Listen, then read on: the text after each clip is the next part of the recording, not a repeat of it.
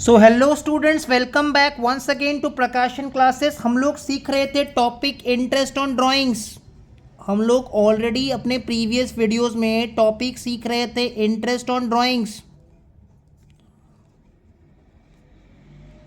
सो उस टॉपिक को हम लोग आगे बढ़ाते हैं। फर्म के लिए इंटरेस्ट ऑन ड्राइंग्स इनकम होता है और हमने 6 अलग अलग फॉर्मूला सीखा था।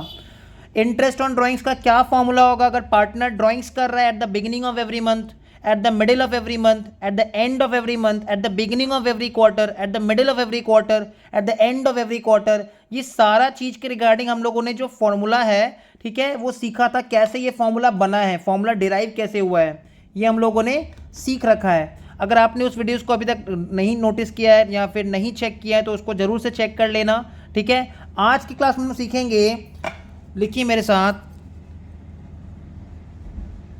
when partner withdraws amount during the year,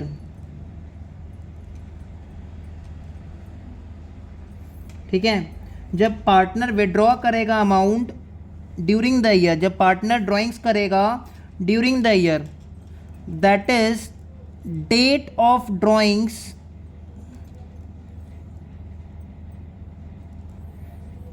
is not given. मतलब कब पार्टनर ने ड्राइंग्स किया है ये क्वेश्चन में इंफॉर्मेशन नहीं दिया है, ठीक है। Date of drawings is not given, question में ये इंफॉर्मेशन नहीं दिया हुआ है कि पार्टनर ने ड्राइंग्स किस डेट पे किया था। तो उस केस में क्या हो जाएगा, लिखो मेरे साथ, when date of drawings is not given, when date of drawings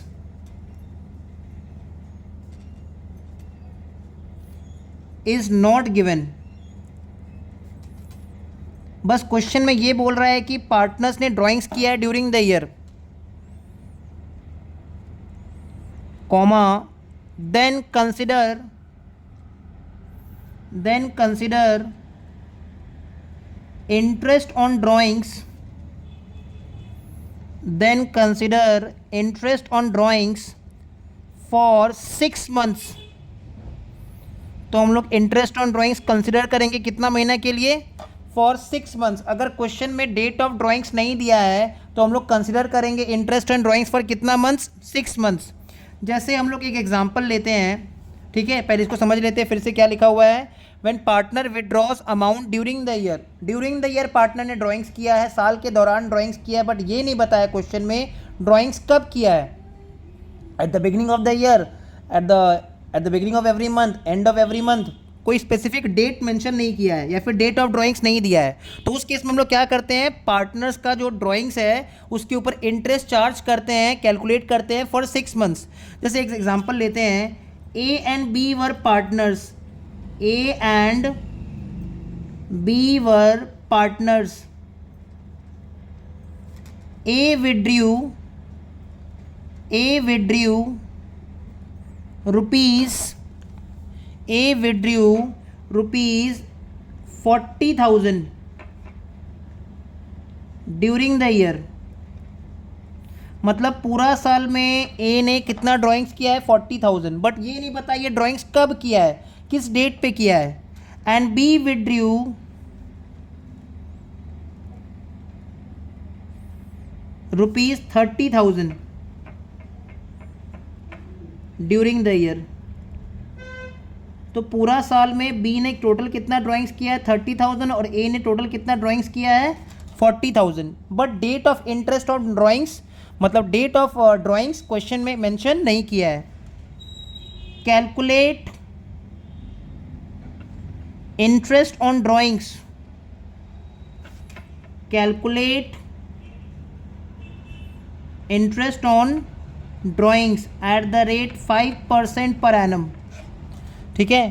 क्या कैलकुलेट करना है, interest on drawings at the rate 5% per annum. तो सिंपल है, हम लोग को ये पता है कि ए ने कितना ड्राइंग्स किया है, कितना ड्राइंग्स किया है ए ने, इंटरेस्ट ऑन ड्राइंग्स कैलकुलेट करेंगे। यहाँ पे हम लोग इंटरेस्ट ऑन ड्राइंग्स कैलकुलेट करेंगे ए के लिए भी और बी के लिए भी। ए के लिए भी कैलकुलेशन करेंगे और बी के लिए भी कैलकुलेशन करेंगे। तो ए के लिए जो कैलकुलेशन होगा ध्यान से देखो, ए ने कितना ड्राइंग्स किया ड्यूरिंग द ईयर 40,000। ए ने जो ड्राइंग्स किया वो कितना किया है 40,000 और रेट ऑफ इंटरेस्ट कितना है 5%। और क्योंकि टाइम पीरियड मेंशन नहीं किया इसलिए 6 मंथ्स का इंटरेस्ट कैलकुलेट करेंगे 6/12। टाइम पीरियड मेंशन नहीं किया है, डेट ऑफ ड्राइंग्स नहीं बताया है, इसलिए 6 मंथ्स का इंटरेस्ट कैलकुलेट करेंगे 6/12। सो 40,000 का 5% इंटू 6/12, ठीक है, जो कि कितना हो जाएगा 40,000 का अगर हम लोग 5% करते हैं तो वो 2,000 आएगा। 40,000 इंटू 5% इंटू 6/12 कम्स टू 1,000। 5% करने पे 2,000 आ रहा है और 6/12 से मल्टीप्लाई कर दिए तो हाफ हो गया 1,000 आया। सिमिलरली बी ने कितना ड्राइंग्स किया है 30,000। बी ने कितना ड्राइंग्स किया है 30,000 और बी के कंटेक्स्ट में भी डेट ऑफ ड्राइंग्स नहीं बताया है। बी के कंटेक्स्ट में भी डेट ऑफ ड्राइंग्स नहीं बताया है, ठीक है। तो अगर हम लोग कैलकुलेट करें 30,000 का 5%, पूरा साल का इंटरेस्ट 1,500 रुपया, एंड इंटू 6/12 कर दें तो हाफ ईयर का इंटरेस्ट 750 रुपया। हाफ ईयर का इंटरेस्ट 750 रुपया। क्लियर। तो इससे हमने क्या सीखा, अगर क्वेश्चन में डेट ऑफ ड्राइंग्स नहीं दिया रहेगा तो हम लोग कितना महीना का इंटरेस्ट कैलकुलेट करेंगे, we will calculate interest on drawings for 6 months. आइए हम लोग नेक्स्ट टॉपिक में चलते हैं।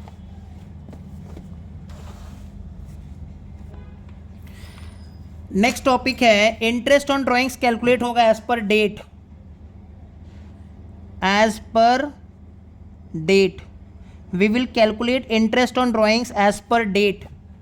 जैसे हम लोग एक एग्जांपल लेते हैं, A and B were partners in a firm.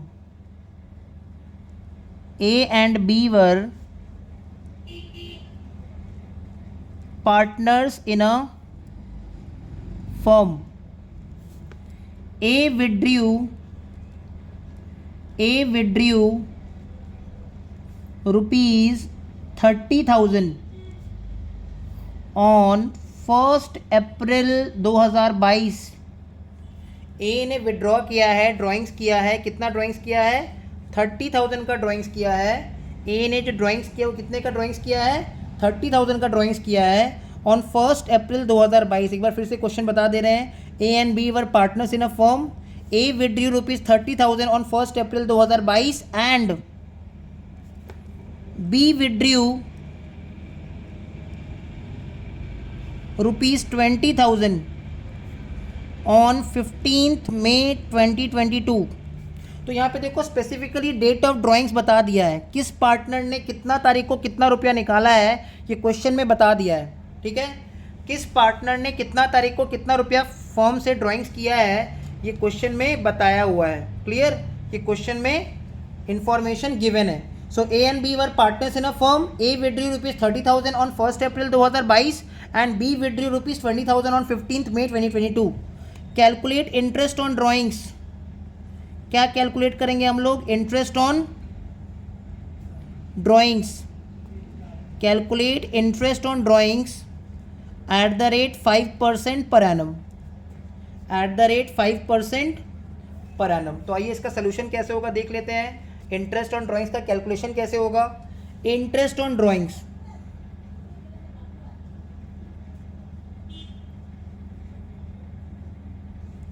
Interest on drawings form के लिए इनकम है।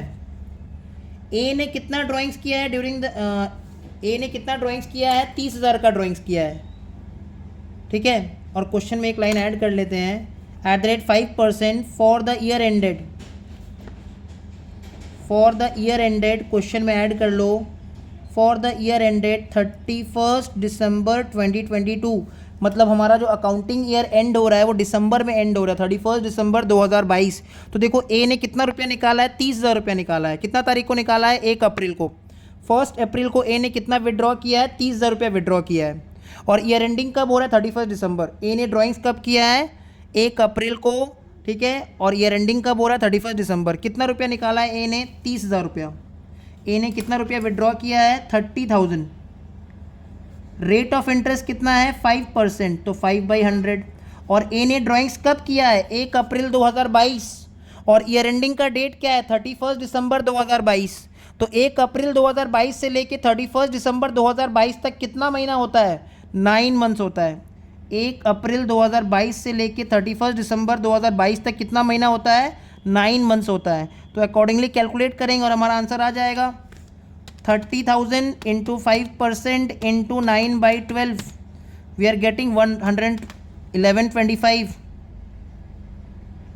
ठीक है, ₹1125। क्लियर? बी का चेक कर लेते हैं। बी का ड्राइंग्स कितना था? बी का ड्राइंग्स है 20,000। बी ने ड्राइंग्स किया है 20,000। रेट ऑफ इंटरेस्ट कितना है? 5% है। रेट ऑफ इंटरेस्ट कितना है? 5% है। और बी ने ड्राइंग्स कब किया है? 15 मई। बी ने ड्राइंग्स कब किया है? 15 मई। 15 मई से ईयर एंडिंग 31 दिसंबर तक कितना महीना होता है? तो अगर हम लोग चेक करें तो मई का हाफ मंथ और उसके बाद जो मंथ आएगा वो है जून। जून से लेकर दिसंबर तक 7 मंथ्स। तो मई का हाफ मंथ और जून से लेकर दिसंबर तक 7 मंथ्स, तो इट विल बी 7.5। ऐसे अगर नहीं समझ में आया तो ऐसे चेक कर लो। अगर बी ने ड्राइंग्स किया 15 मई को तो जनवरी, फरवरी, मार्च, अप्रैल और मई का हाफ मंथ का इंटरेस्ट नहीं लगेगा। जनवरी, फरवरी, मार्च, अप्रैल और मई का हाफ मंथ का इंटरेस्ट नहीं लगेगा। तो अगर 12 महीने में 4.5 महीना का इंटरेस्ट नहीं लगेगा तो 7.5 महीना का इंटरेस्ट लगेगा। 12 महीना में अगर 4.5 महीने का इंटरेस्ट नहीं लग रहा है तो 7.5 महीने का इंटरेस्ट लगेगा। तो 20,000 उसका ड्राइंग्स का अमाउंट है, into 5% into 7.5/12 comes to how much? 625। 625 रुपया। 625 रुपया। सो हमने देखो बहुत सारा वीडियोज़ में हमने कवर अप किया है, इंटरेस्ट ऑन ड्राइंग्स का अलग अलग कैलकुलेशन सीखा है। क्लियर? अब हम लोग पढ़ते हैं टॉपिक आगे की तरफ में बढ़ते हैं, टॉपिक को आगे बढ़ाते हैं। चैप्टर ये सब फंडामेंटल बेसिक्स है ऑफ पार्टनरशिप। ठीक है, एक होता है चार्ज अगेंस्ट प्रॉफिट, एक होता है चार्ज अगेंस्ट प्रॉफिट। तो क्या होता है चार्ज अगेंस्ट प्रॉफिट? तो अभी हम लोग 2 नया टॉपिक सीखेंगे। एक होता है चार्ज अगेंस्ट प्रॉफिट और एक होता है एप्रोप्रिएशन ऑफ प्रॉफिट।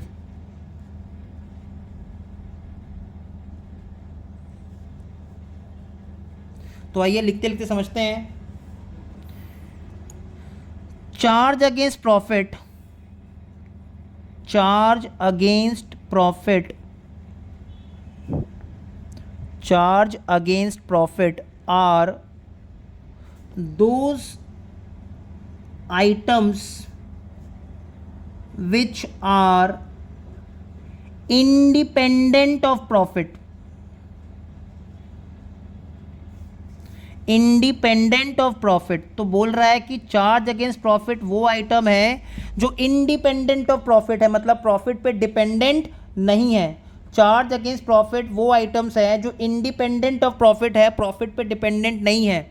जैसे देखो स्टाफ का सैलरी, ऑफिस का स्टाफ जो काम कर रहा है उसको सैलरी पे करना ही पड़ेगा, उसका सैलरी प्रॉफिट पे डिपेंडेंट नहीं है। चाहे हमारे बिजनेस में प्रॉफिट हो चाहे ना हो, चाहे ज़्यादा प्रॉफिट हो चाहे कम प्रॉफिट हो या फिर लॉस हो, इससे कोई मतलब नहीं है, हमको स्टाफ का सैलरी का पेमेंट करना ही पड़ेगा। तो जो स्टाफ का सैलरी है वो प्रॉफिट पे डिपेंडेंट नहीं है। सिमिलरली लैंडलॉर्ड का रेंट हमको पे करना ही पड़ेगा, वो भी चार्ज अगेंस्ट प्रॉफिट है, वो प्रॉफिट पे डिपेंडेंट नहीं है, इंडिपेंडेंट ऑफ प्रॉफिट है, प्रॉफिट पे कहीं पे भी डिपेंडेंट नहीं है, independent of profit. Charge against profits are those items which are independent of profit, मतलब नॉट डिपेंडेंट ऑन प्रॉफिट। जैसे देखो स्टाफ का salary independent of profit, charge against profit है।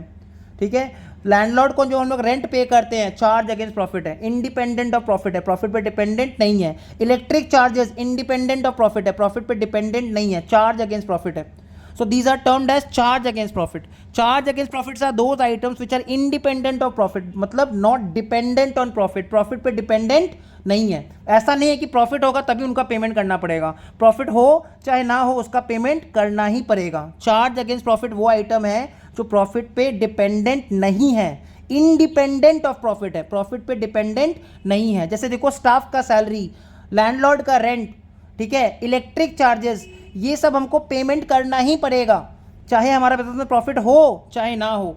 तो जो प्रॉफिट पे डिपेंडेंट नहीं होता है उसको हम लोग क्या बोलते हैं, charge against profit. And debited to PL, and debited to PL. तो charge against profits are those items which are independent of profit, independent of profit and debited to PL account.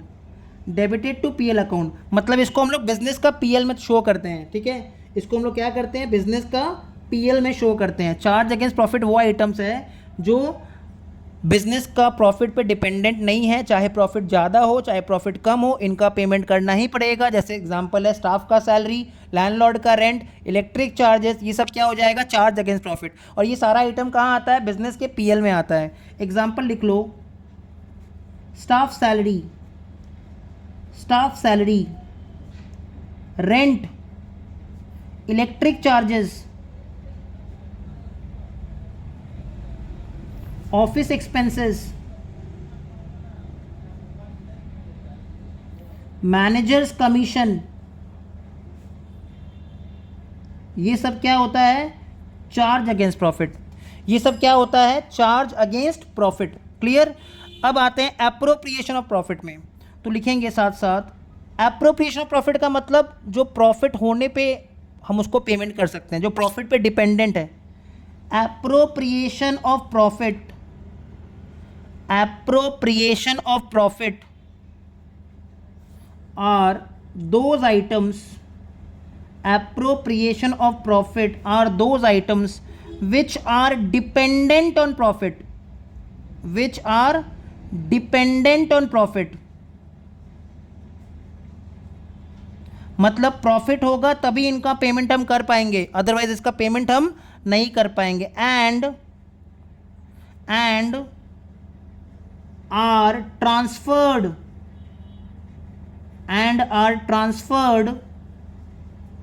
to PL appropriation, and are transferred to PL appropriation। Appropriation of profits वो items है जो profit पे dependent है, और कहाँ transfer कर देते हैं इसको हम लोग, पीएल में ट्रांसफर नहीं करते हैं, उसको कहाँ ट्रांसफर कर देते हैं, पीएल एप्रोप्रिएशन में।